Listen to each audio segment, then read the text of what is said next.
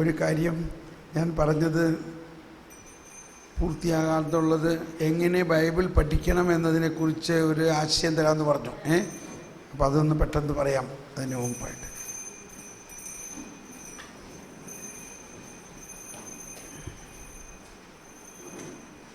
പെട്ടെന്ന് നിങ്ങൾ മത്തായിയുടെ സുവിശേഷം ഒന്നാം അധ്യായം എടുക്കുക. ഒന്നാം അധ്യായം എടുക്കുമ്പോൾ അതിൽ 18 മുതലുള്ള വചനങ്ങളിൽ നമുക്ക് കാണാം. ഒന്നാം അധ്യായം 18 മുതലുള്ള വചനങ്ങളൊന്ന് വായിക്കാം. യേശുക്രിസ്തുവിന്റെ ജനനം ഇപ്രകാരമായിരുന്നു.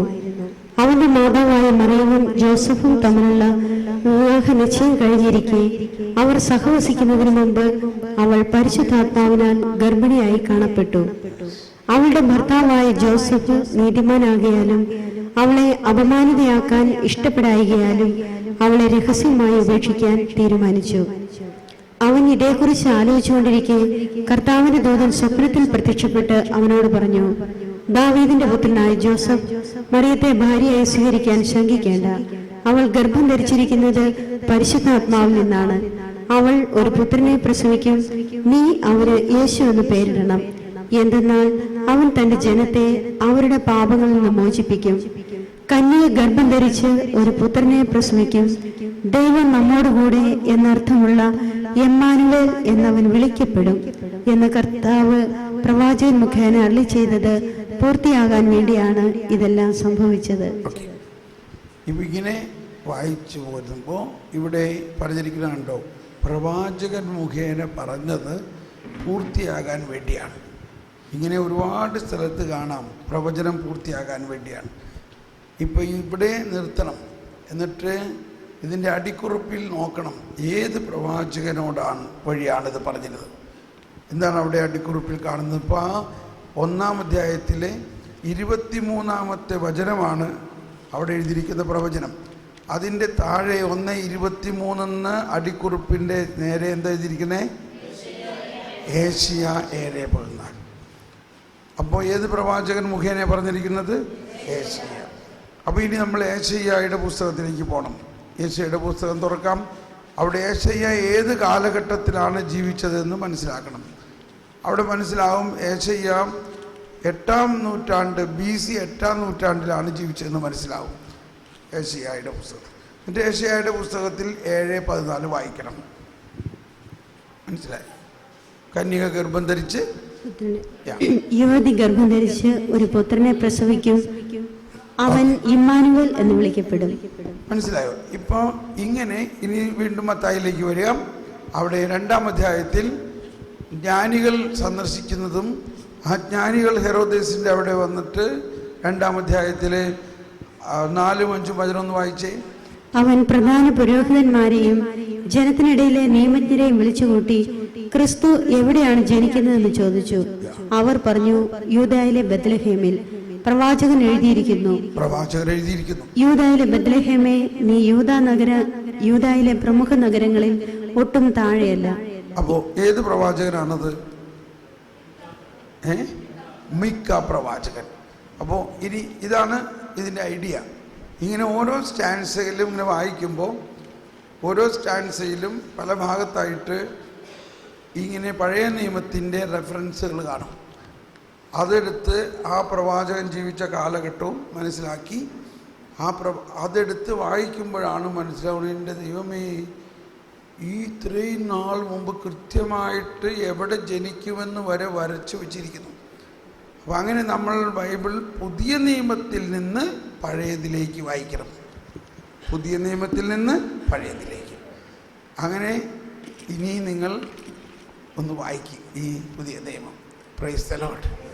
നമ്മുടെ ധ്യാനം സമാപിക്കുകയാണ്. സമാപനമായിട്ട് നമ്മൾ പോകുന്നതിന് മുമ്പ് 1-2 പേരൊന്ന് വന്നിട്ട് എന്താണ് നമ്മൾ ഈ ധ്യാനത്തിൽ ടോട്ടലായിട്ട് നിങ്ങൾക്ക് എന്ത് കിട്ടി?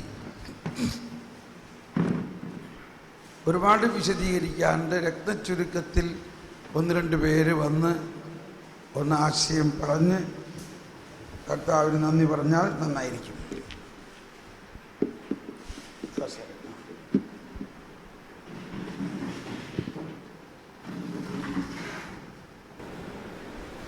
Price the Lord. ഞാൻ ഒത്തിരി വർഷങ്ങൾക്ക് മുമ്പ് ഒത്തിരി ഡിസ്റ്റർബ്ഡ് ആയിട്ടിരിക്കുന്ന സമയത്ത് ഒരു ബൈബിൾ വാങ്ങിക്കാനിടയായി. ബൈബിളിൽ ഇങ്ങനെ തിരിച്ചും മറിച്ച് നോക്കിയിട്ട് ആദ്യം മറ്റേ ഈ പുതിയ നിയമത്തിലെ കഥകളൊക്കെ നമ്മൾ കുറെ കേട്ടേക്കണ കാരണം അത് വായിക്കാൻ വലിയ ഇൻട്രസ്റ്റ് തോന്നണില്ല. പഴയ നിയമമാണെങ്കിൽ വായിച്ചിട്ട് ഒന്നും മനസ്സിലാവുന്നില്ല. അപ്പോൾ വായിച്ചപ്പോൾ സങ്കീർത്തനം ഭയങ്കര അട്രാക്റ്റീവായിട്ട് തോന്നി. അങ്ങനെ ഞാൻ ഏറ്റവും ആദ്യമായിട്ട് ബൈബിളിൽ വായിച്ചു തുടങ്ങിയത് സങ്കീർത്തനങ്ങളാണ്. അത് കഴിഞ്ഞിട്ട് എനിക്ക് സങ്കീർത്തനങ്ങൾ ഭയങ്കര ഇഷ്ടമായിരുന്നു. അത് കഴിഞ്ഞ് ഞാനിപ്പോൾ തിയോളജിയുടെ ഈ പരീക്ഷയ്ക്ക് ഞാനിപ്പോൾ MTH കംപ്ലീറ്റ് ചെയ്തുകൊണ്ടിരിക്കുക. ഞങ്ങളുടെ ഒരു പേപ്പർ സങ്കീർത്തനമായിരുന്നു. അപ്പോൾ ഇങ്ങനെ സങ്കീർത്തനത്തിനെ കുറിച്ച് നമ്മൾ കൂടുതൽ ഡീറ്റെയിൽ ആയിട്ട് പഠിക്കുകയും അപ്പോൾ സങ്കീർത്തനത്തോട് ഭയങ്കര ഒരു പ്രേമം കയറിപ്പോയായിരുന്നു. ആക്ച്വലി ഭയങ്കര സ്നേഹമായിരുന്നു. എനിക്ക് 62 മാർക്ക് കിട്ടിയുള്ളൂ, എന്നാലും കുഴപ്പമില്ല.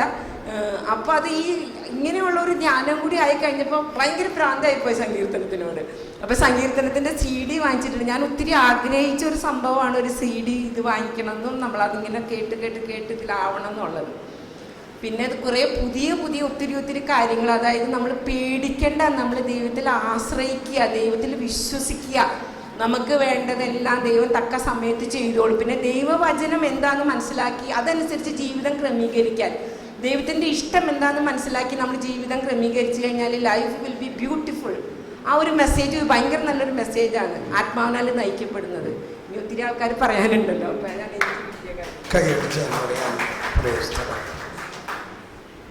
അടുത്ത ആൾ വരും.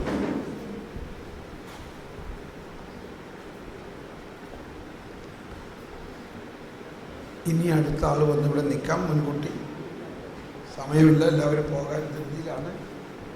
എൻ്റെ പേര് സ്നേഹ. ഞാനൊരു സ്റ്റുഡൻ്റാണ്. നിങ്ങളെപ്പോലെ പ്രാർത്ഥന ഗ്രൂപ്പ് അങ്ങനെ പോകാൻ പറ്റാത്തില്ല. ഞാൻ ഹൈദരാബാദാണ് പഠിക്കുന്നത്. അപ്പോൾ ഞാനിവിടെ കുറച്ച് ദിവസം നിൽക്കാൻ വേണ്ടി വന്നതാണ്. എൻ്റെ ആൻറ്റി ഇവിടെ ഉണ്ട്. അപ്പോൾ ആൻറ്റിയുടെ കൂടെ കുറച്ച് ദിവസം നിൽക്കാമെന്ന് പറഞ്ഞ് വന്നപ്പോഴാണ് ഇവിടെ ധ്യാനം നടക്കുന്നുണ്ടെന്ന് അറിഞ്ഞ് അങ്ങനെ കയറിയതാണ്. നല്ലൊരു അനുഭവമായിരുന്നു ധ്യാനത്തിൽ. കുറേ അറിയാൻ പാടില്ലാത്ത കുറേ ബോധ്യങ്ങളൊക്കെ കിട്ടി. നമ്മുടെ ഉള്ളിൽ തന്നെ ക്രിസ്തു ജീവിക്കുന്നുണ്ട്. ക്രിസ്തുവിൻ ദൈവത്തിൻ്റെ മക്കളാണ് നമ്മൾ തെറ്റ് ചെയ്ത് കഴിഞ്ഞാൽ പരിശുദ്ധാത്മാവ് നമ്മളിൽ നിന്ന് പോകുന്നില്ല. അങ്ങനെയുള്ള കുറേ ബോധ്യങ്ങളൊക്കെ കിട്ടി. പിന്നെ സങ്കീർത്തനങ്ങൾ ഞാൻ നേരത്തെ പാടുമായിരുന്നു. ഞാൻ തിയോളജി പഠിച്ചിട്ടുണ്ട് 1 വർഷം. അപ്പോൾ ഞങ്ങൾക്ക് സങ്കീർത്തനത്തിൻ്റെ ക്ലാസ് എടുത്തുന്ന ജോഷി അച്ഛനാണ്. അപ്പോൾ അച്ഛൻ ഞങ്ങളെ കൊണ്ട് ക്ലാസ്സിൻ്റെ ഇടയ്ക്ക് ഇങ്ങനെ പാടിപ്പിക്കുമായിരുന്നു. അപ്പോഴേ സങ്കീർത്തനങ്ങൾ പാടാനും ഒക്കെ ഭയങ്കര ഇഷ്ടമായിരുന്നു.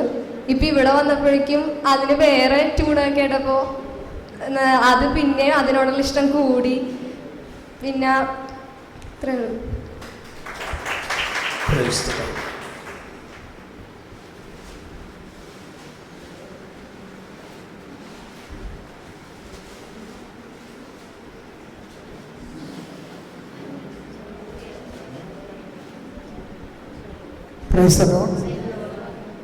വരദാന ഫലങ്ങളെ പറ്റിയുള്ള ധ്യാനം ഒത്തിരി ഫലപ്രദമായിരുന്നു.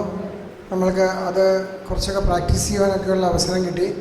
ഒത്തിരി നമുക്ക് അറിയാത്ത മേഖലകളിൽ ഒത്തിരി ക്ലാരിറ്റി കിട്ടി.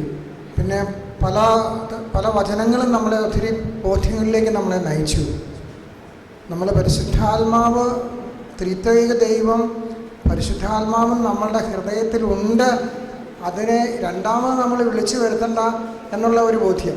നമ്മൾ അതിനെ ജ്വലിപ്പിച്ചാൽ മതി, അതിൻ്റെ അഭിഷേകം നമ്മൾ വാങ്ങിച്ചാൽ മതി, അതിനാണ് നമ്മൾ പ്രാർത്ഥിക്കേണ്ടത് എന്നുള്ളൊരു ബോധ്യവും വളരെ ഫലപ്രദമായിട്ട് തോന്നി. ഒത്തിരി നന്ദി. പെട്ടെന്ന് വരിക. ഇതാ ഞാൻ നേരത്തെ ഇവിടെ വന്ന് നിൽക്കാൻ പറയണം. ഇത്രയും സമയം ലാഭിക്കാമെന്ന് വിചാരിച്ചിട്ടാണ്. ഇപ്പോഴും ആ ജ്ഞാനം നമുക്ക് കിട്ടണില്ല.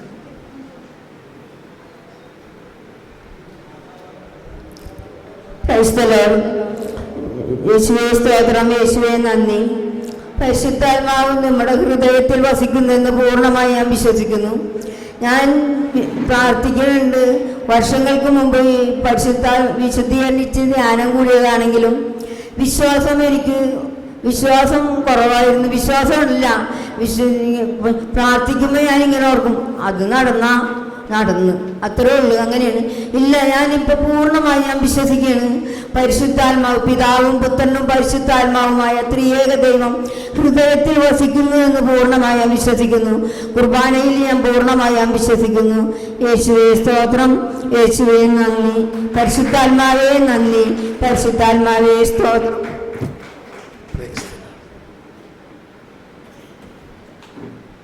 Price the Lord. പ്രിയമുള്ളവരെ, ഒരുപാട് ധ്യാനമൊക്കെ കൂടി ഉണ്ടായിരുന്നെങ്കിലും അപ്പോഴൊക്കെ ഞാൻ കരുതിയിരുന്നില്ല പരിശുദ്ധാത്മാവ് കിടന്നു പ്രാർത്ഥിക്കുമ്പോൾ വന്ന് നിറയണേ എന്ന് പറയുമ്പോൾ അകലെ നിന്ന് എന്തോ വന്നിങ്ങനെ കയറുന്ന ഒരു ആളായിട്ടാണ് ഞാൻ മനസ്സിലാക്കിയിരുന്നത് ഈ ധ്യാനം കൂടുന്നവരെ.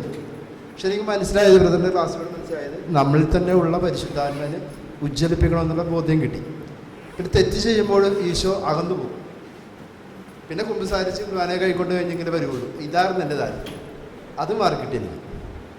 പിന്നെ പിശാചിന എവിടെയെങ്കിലും പ്രാർത്ഥന കുട്ടിയാണെങ്കിലും പോയി പ്രാർത്ഥിക്കാൻ പോകുന്നുണ്ടെങ്കിൽ അവിടെ പിശാചനുണ്ട്, അല്ലെങ്കിൽ അവിടെ എന്തോ അന്ധകാര ശക്തിയാണ്, അതാണ് പ്രാർത്ഥിക്കും. ഈ ഒരു തെറ്റായൊരു ചിന്ത എൻ്റെ മനസ്സിലുണ്ടായി. അത് പൂർണ്ണമായിട്ട് മാറും. പിന്നെ കൂടെ ഉള്ളതിനെ ഇത്രയും കാലം മറന്നുപോയി. ഇപ്പോഴാണ് ബോധ്യപ്പെട്ടത്. Praise the Lord. Praise the Lord. കൈയടിച്ച് കർത്താവിന് നന്ദി പറയാം.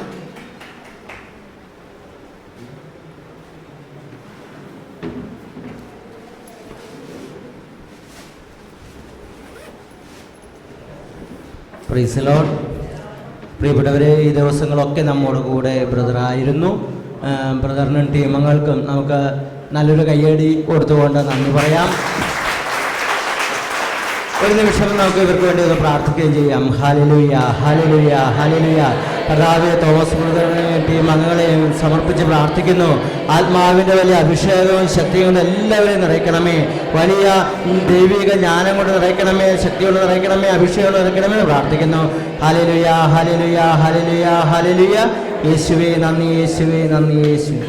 നമ്മുടെ ഈ ധ്യാനത്തിൻ്റെ ഫോളോ അപ്പായിട്ട് ഓരോ സബ് സോണിലും സോണിൻ്റെ കാരിസം മിനിസ്ട്രി അംഗങ്ങൾ വരും.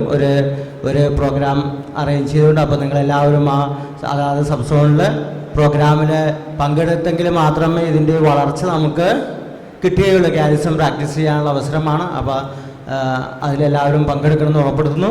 അടുത്ത ബാച്ച്, അവസാനത്തെ ബാച്ച് ശനിയാഴ്ച ആരംഭിക്കും. മറ്റ് സബ് സോണുകൾക്ക് വേണ്ടിയുള്ള അവസാനത്തെ ബാച്ച്. അപ്പോൾ നിങ്ങളുടെ പ്രാർത്ഥനാ ഗ്രൂപ്പുകളിൽ നിന്നൊക്കെ ആർക്കെങ്കിലും ഇനി പങ്കെടുക്കണമെന്നുണ്ടെങ്കിൽ പറഞ്ഞു വിടാവുന്നതാണ്. അപ്പോൾ പ്രത്യേകം ആർക്കെങ്കിലും ഇങ്ങനെ താല്പര്യമുണ്ടെങ്കിൽ പറഞ്ഞു വിടാവുന്നതാണെന്നുള്ള കാര്യം പ്രത്യേകമായിട്ട് ഓർക്കുന്നു. താഴെ ചായയുണ്ട്, ചായ കുടിച്ചിട്ട് വേണം പോകാൻ. അതുപോലെ നിങ്ങളുടെ ബാഡ്ജിൻ്റെ ടാഗ് ഒന്ന് ഊരി അവിടെ ഏൽപ്പിച്ചിട്ട് വേണം പോകാൻ. എല്ലാവർക്കും പങ്കെടുത്ത എല്ലാവർക്കും ഈശോയുടെ നാമത്തിൽ പ്രത്യേകമായിട്ട് നന്ദി പറയുന്നു. Price the Lord. Praise the Lord. ഒരു മിനിറ്റ്, ചേച്ചി എന്ന് പറയാൻ വന്നിരിക്കുന്നു. बोलो प्रभु यीशु क्रिस्त की സ്തുതി, യേശുവേ സ്തോത്രം. എനിക്ക് ധ്യാനത്തിൽ വരുമ്പോഴേക്ക് വരാൻ ഭയങ്കര മടിയായിരുന്നു. എന്നിട്ട് വന്നു. അപ്പോൾ പരിശുദ്ധാത്മാവിനെ കുറിച്ച്, പരിശുദ്ധാത്മാവ് നമ്മളിൽ തന്നെയാണ്. അത് ഞാൻ വിചാരം അയാൾ പറഞ്ഞ പോലെ നമ്മൾ പ്രാർത്ഥിക്കുമ്പോഴാണ് ഇത് വരണേന്നായിരുന്നു. നമ്മളിൽ തന്നെ ഉണ്ടെന്നറിഞ്ഞതിൽ വലിയ സന്തോഷം. പിന്നെ അതുപോലെ തന്നെ നമ്മൾ മറ്റുള്ളവരെ വിധിക്കരുത്. വിധിക്കുമ്പോൾ നമ്മളും വിധിക്കപ്പെടും എന്നുള്ളതും അത് വലിയ തെറ്റാണെന്നുള്ളതും മനസ്സിലായി.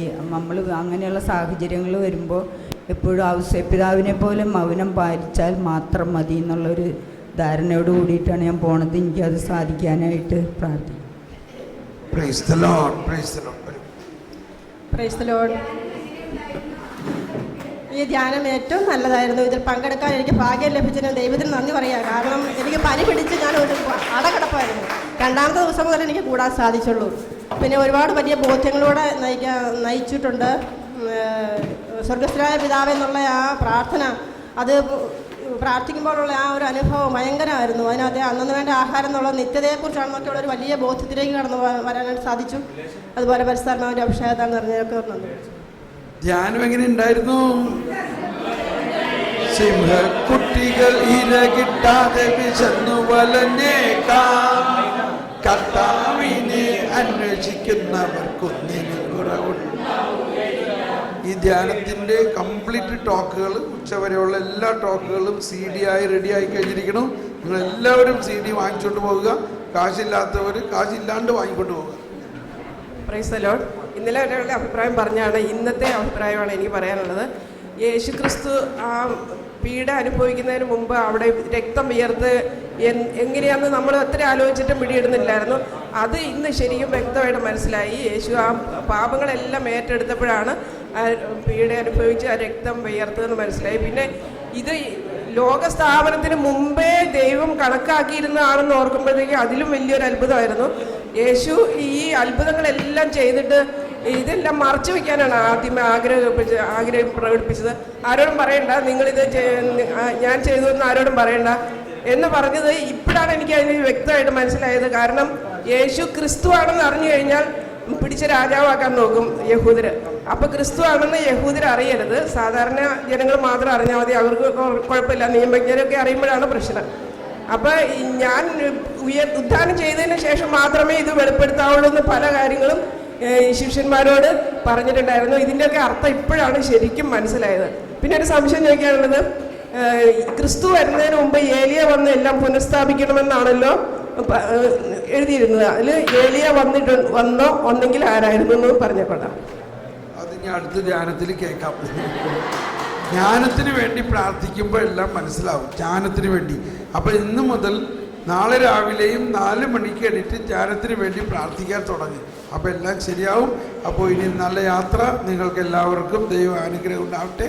അടുത്ത ശനിയാഴ്ചത്തെ ധ്യാനം വിജയിക്കണമെന്നുണ്ടെങ്കിൽ നിങ്ങൾ തന്നെ എല്ലാവരോടും പറഞ്ഞ് ആളുകളെ പ്രാർത്ഥനാ ഗ്രൂപ്പിലും പ്രാർത്ഥനാ ഗ്രൂപ്പിനോട് താല്പര്യമുള്ളവരെയും കൂടി വേണമെങ്കിൽ അയച്ചോളൂ. Praise the Lord. ആരെങ്കിലും ആരെങ്കിലും എന്തെങ്കിലും പറയാനുണ്ടോ? ഇല്ല. Praise the Lord. ഹല്ലേലൂയ.